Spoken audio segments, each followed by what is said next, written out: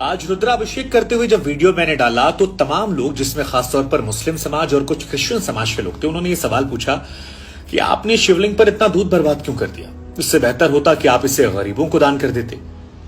चलिए, इनका तो ठीक था, लेकिन मुझे हैरानी तब हुई जब हिंदू वर्ग के तमाम लोगों ने कहा कि खासतौर पर नई पीढ़ी के लड़कों ने कि सर आपको ये नहीं करना चाहिए था, इससे काफी बर्बादी होती है, गरीबों को आपको दान कर देना चाहिए था। कई फिल्मों में भी ये दिखाया गया, कई सारे कलाकारों ने भी पहले कहा है, तो मुझे लगा कि आज स्पष्टीकरण देना चाहिए। वैज्ञानिक दृष्टिकोण से और धार्मिक दृष्टिकोण से मैं बात रखूं उससे पहले एक दो सवाल मैं आप लोगों से पूछना चाहूंगा। आपसे कभी किसी ने पूछा कि आप अपने बच्चों पर या माता पिता पर कितना पैसा खर्च करते हैं और क्यों खर्च करते हैं? नहीं पूछा ना। तो भगवान शिव हमारे आराध्य हैं, अपनी कमाई का अगर कोई हिस्सा उन पर खर्च कर रहे हैं तो आप सवाल पूछने वाले कौन होते हैं? और ये जो गरीबों वाले ज्ञान वाली बात है ना, ये आपको मजार पर चादर चढ़ाते वक्त नहीं आती, या चर्च में जो मोमबत्ती लगाते हैं, कभी आपने सोचा कि वो मोमबत्ती किसी गरीब की झोपड़ी में लगाकर उसको रोशन कर दें? नहीं ना।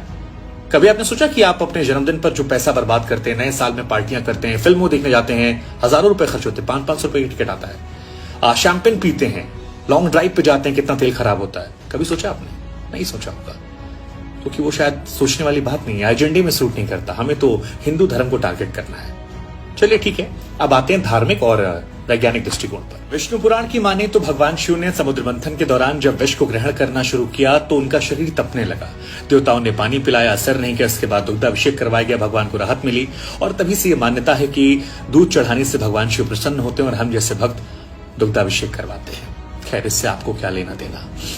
इसके अलावा क्या आप जानते हैं कि ज्यादातर शिवलिंग जो हमारे हैं वो नदियों के पास, कुएं के पास या समुद्र के पास है? क्यों? क्योंकि ऋषि मुनियों ने व्यवस्था की थी कि जब दुग्धाभिषेक करेंगे तो उसे इकट्ठा कर लिया जाएगा और उसे या तो गरीबों में दूध को बांट दिया जाएगा या फिर उसका चरणामृत बनाकर भक्तों में बांट दिया जाएगा।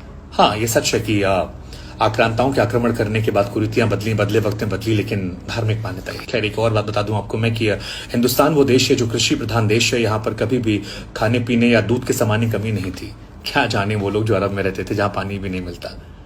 हिंदुस्तान की बात अलग थी, ये चीजें अवेलेबल थी। खैर, आपसे गुजारिश इतनी है कि इस वीडियो को शेयर कीजिएगा ताकि नई पीढ़ी को पता लगे कि ये वेस्टेज नहीं है और केवल एक धर्म पर निशाना मत बनाइए।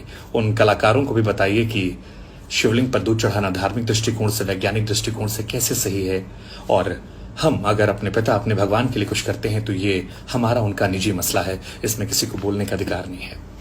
जय महादेव।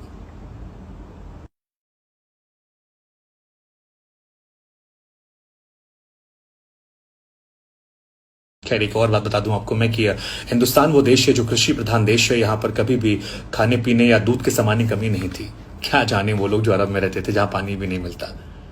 हिंदुस्तान की बात अलग थी, ये चीजें अवेलेबल थी। खैर, आपसे गुजारिश इतनी है कि इस वीडियो को शेयर कीजिएगा ताकि नई पीढ़ी को पता लगे कि ये वेस्टेज नहीं है और केवल एक धर्म पर निशाना मत बनाइए।